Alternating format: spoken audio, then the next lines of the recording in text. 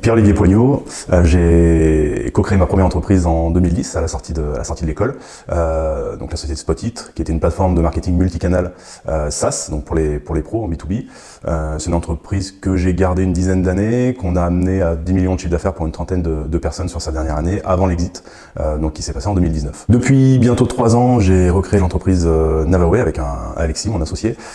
qui gravit dans l'univers du tourisme avec une application mobile qui permet de visiter les villes du monde avec des circuits audio guidés. Donc l'idée c'est que l'utilisateur arrive dans une ville,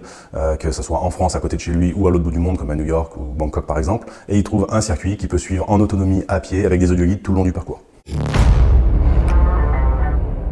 Donc avant de démarrer notre levée, on avait passé 2 ans et demi en R&D pour la création du produit, de l'appli et de tous nos contenus, puisque c'est à peu près 6000 audio guides pour 200 circuits.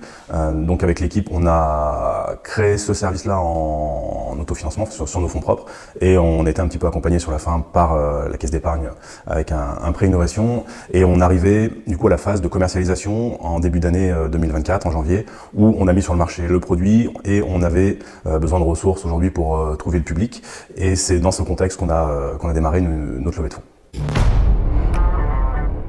Alors pourquoi une levée de fonds? Dans notre cas, on a essayé de pousser au maximum sur nos fonds propres, mais à un moment donné, on avait quand même besoin d'avoir un souffle supplémentaire pour attaquer sur nos projets de commercialisation, et tout l'enjeu était de savoir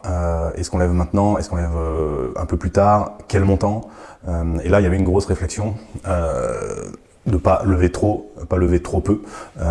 comment valoriser la boîte, ça faisait beaucoup de questions, est-ce qu'il faut aller chercher des fonds d'investissement, est-ce qu'il faut aller chercher plutôt des billets. Donc toutes ces questions aujourd'hui, je me les posais, notamment parce que dans mon ancienne entreprise, on a eu une croissance organique depuis la création, donc j'étais bien conscient de mes lacunes sur la question, et aujourd'hui on se posait quand même énormément de questions. Donc à ce moment-là, j'ai eu la chance de rencontrer Jérémy Collas, qui est mentor chez Cohorts, et qui m'a expliqué un petit peu ce qu'il faisait justement dans ces programmes-là, comment il accompagnait les porteurs de projets sur leur levée, les créateurs de start-up, et ça m'a tout de suite parlé, ça a fait écho sur les besoins qu'on avait aujourd'hui.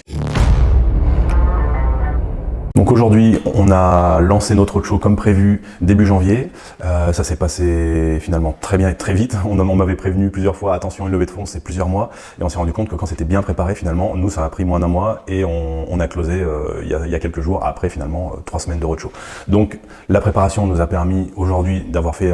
une levée rythmée et finalement avec des objectifs qui ont été atteints assez rapidement, ce qui m'a permis aussi de retrouver rapidement le quotidien et de pouvoir me reconcentrer sur le développement de la boîte. Donc on a rejoint le programme Cohorts 1 mois et demi avant le début de notre show de la levée de fonds. On se posait la question, on disait est-ce qu'on va rejoindre un programme avec des consultants qui viennent vendre leur soupe, comme c'est parfois arrivé sur des programmes qu'on a eu fait dans d'autres contextes. Et on a tout de suite été challengé par des vrais experts de leur domaine, par des dirigeants de start-up, de belles start-up ou même de grandes entreprises, ou qui ont déjà fait aussi des exits. Donc c'est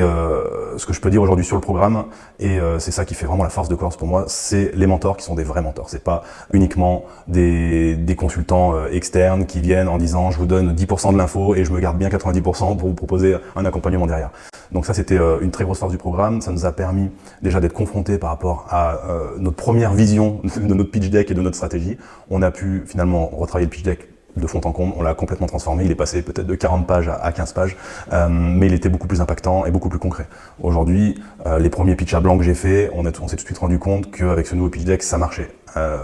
En termes de stratégie également, les mentors nous ont permis de revoir radicalement le timing, les actions qu'on voulait faire dans les premiers mois du runway,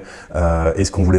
prévoir tout de suite une série A ou pas, et comment dimensionner la levée, comment on valorise la boîte. Il y a énormément de questions qui ont trouvé des réponses, ça nous rassure, ça nous conforte dans l'idée d'y aller et comment y aller. Ça c'est un premier aspect absolument vital pour notre levée. Le second, ce sont les rencontres qu'on a fait avec ces mentors qui aujourd'hui sont devenus pour certains également des investisseurs qui ont rejoint notre board. Donc ça c'était un vrai bonus, on venait pas pour ça, d'ailleurs je pense qu'il faut pas venir pour ça, mais ça se fait naturellement quand ça match, quand tout se passe bien, et c'est là où l'équipe de Cohorts a été très forte, puisqu'ils nous ont mis aussi des mentors adaptés. Les 2 mentors qui ont rejoint notre tour de table aujourd'hui, avec leur expérience, nous accompagnent aussi sur nos enjeux, notamment d'internationalisation, avec la partie, dans notre cas, d'implantation dans les hôtels, ce qui était pour nous un enjeu majeur des prochains mois, et également sur l'accompagnement financier, avec notamment la mise en place de tableaux de bord qui nous permettent de mieux suivre l'activité. Alors si je devais donner un conseil aujourd'hui à quelqu'un qui prépare sa levée, c'est le plus tôt possible de travailler son réseau, notamment en s'investissant à titre personnel dans des groupes de dirigeants. Pour parler de mon histoire, moi, quand j'ai créé la société en 2010, dès le début j'ai rejoint le CJD, donc le Centre des jeunes dirigeants. Il y a des groupes partout en France. Ça m'a permis pour le coup de rencontrer énormément de monde, d'apprendre autant que le nombre d'interventions que j'ai pu bénéficier, et c'est une véritable école du dirigeant. Donc ça c'est sur la partie vraiment apprentissage, et à côté de ça on crée naturellement un réseau, on crée une relation de confiance avec ses membres également. Ils nous connaissent, ils ont confiance en nous et ils connaissent le projet qui suit souvent depuis le début. Et ça aujourd'hui, pour moi c'est 6 ans de CJD, et après j'attaque ma 8e année d'APM, donc j'ai enchaîné avec ce groupement là pour des sociétés qui étaient un peu plus grosses, et c'est quasiment 60% de mon tour de table issu de ces groupes. Donc aujourd'hui, ça m'a énormément aidé pour le lancement de la levée. Ce sont les premiers investisseurs qui sont les plus durs à avoir. Autant aller chercher aussi les gens qui ont confiance en nous et en le projet dans notre réseau proche. Et si je peux vraiment donner ce conseil-là, c'est le plus tôt possible, ne pas attendre le jour de la levée, mais le plus tôt possible, s'investir dans des réseaux qui permettent d'apprendre, créer du réseau, et un réseau notamment de confiance avec qui partager et se faire challenger.